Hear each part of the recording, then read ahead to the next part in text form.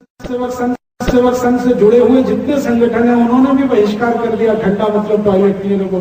70 संस्थाएं इस देश में हैं जो अभी पेप्सी कोक के खिलाफ काम कर रही हैं।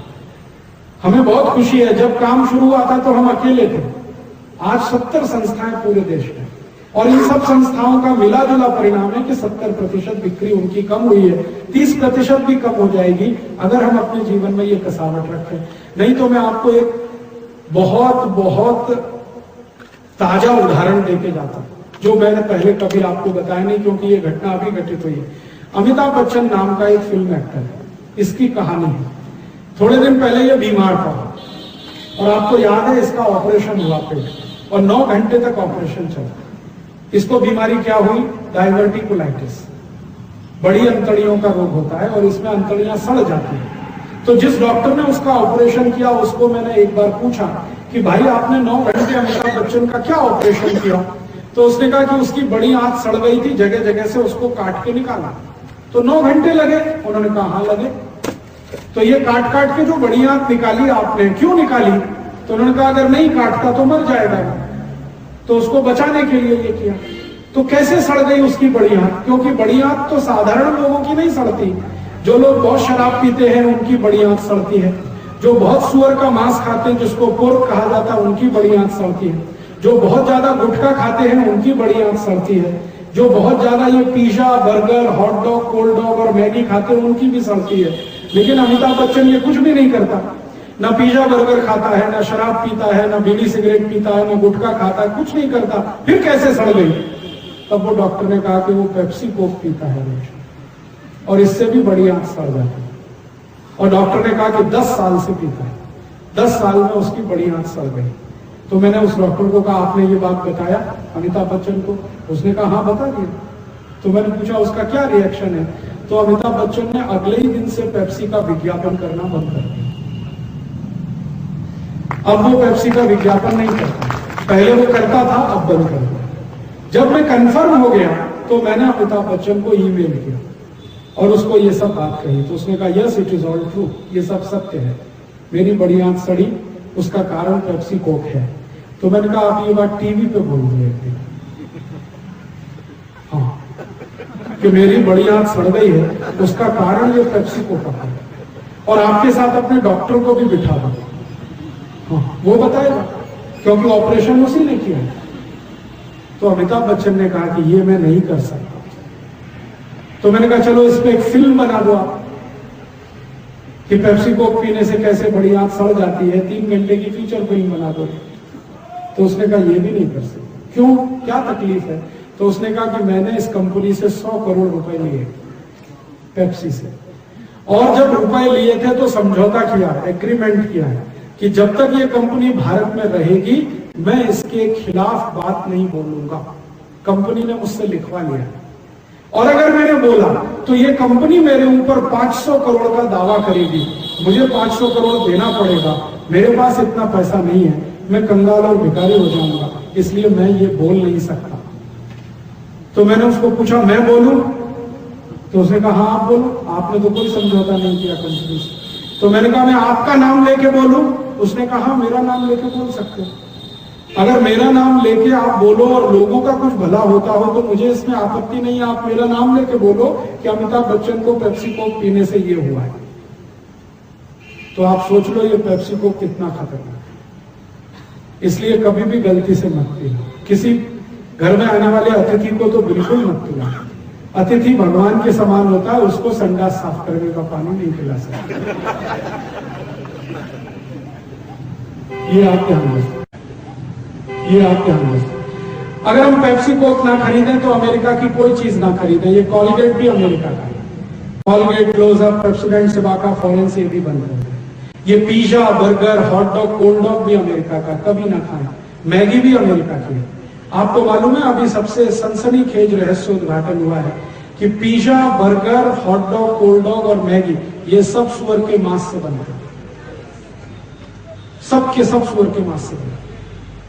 और भारतीय एक व्यक्ति अमेरिका में रहते हैं, वो कट्टर जैन है, उन्होंने अमेरिका के मैकडोनल्ड कंपनी पे केस किया कि इन्होंने मेरा धर्म नष्ट किया।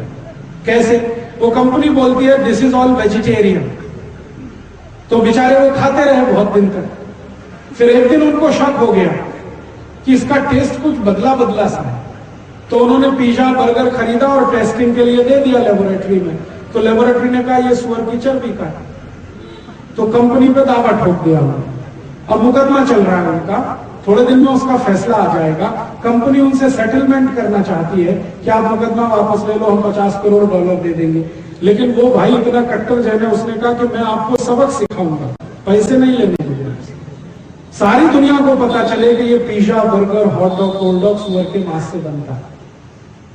तो मैंने अभी उनसे वो पूरे केस की रिपोर्ट मंगाई है। जैसे ही मेरे पास आएगी मैं खुद सुप्रीम कोर्ट में ये केस दाखिल करने वाला भारत में, कि भारत के करोड़ों हिंदुस्तानियों का धर्म भ्रष्ट करने के लिए मेरी आपको विनती है कि आप ये पिज्जा बर्गर मत खाइए और कभी भी मैगी मत खिलाइए अपने बच्चों को, अगर आप शाकाहारी हैं। ऐसे ही अमेरिका की कुछ चीजें और बिक रही हैं इस देश में, जैसे फेयर एंड लवली।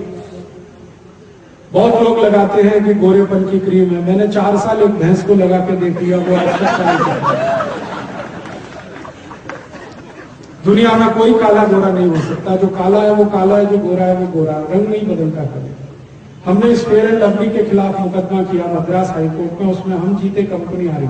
वो कैसे मुकदमा था, मेरा एक दोस्त है, वो मेरे साथ पढ़ता था इंजीनियरिंग में, तमिलनाडु का है, वो बहुत काला है, इतना काला है आपके घर में तवा है ना उसको उल्टा कर दो, इतना काला।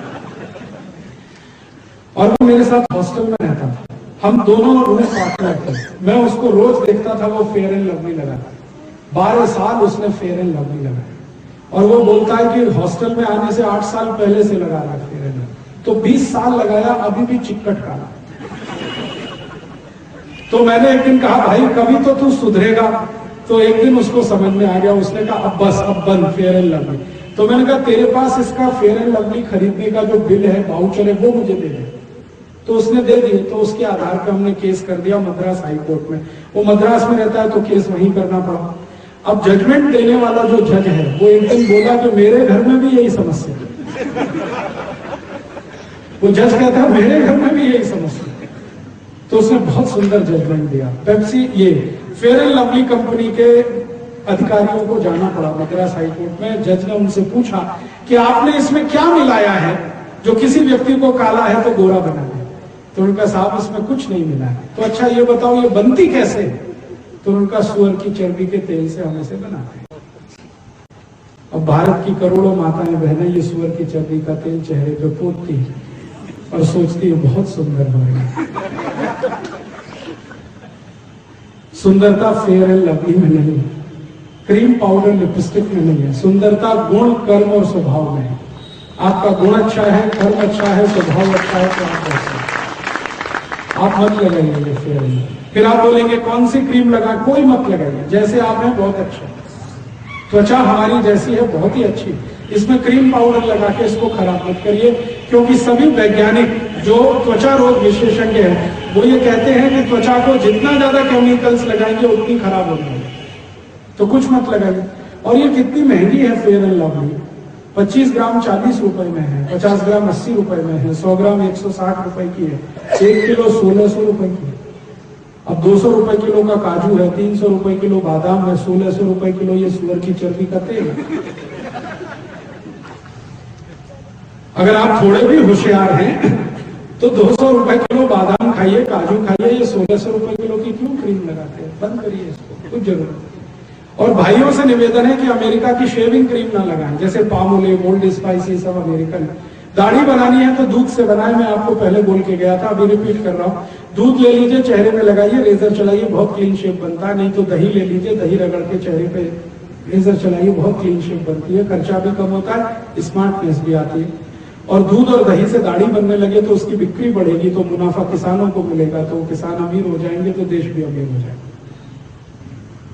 आप अगर अपने जीवन में थोड़ा बदलाव करें तो अमेरिका की हर कंपनी को हम जवाब दे सकते हैं। आपकी जीवन शैली थोड़ी बदल जाए, भारतीयता वाली जीवन शैली पे आ जाए तो अमेरिका का कोई धंधा इस देश में नहीं चलने।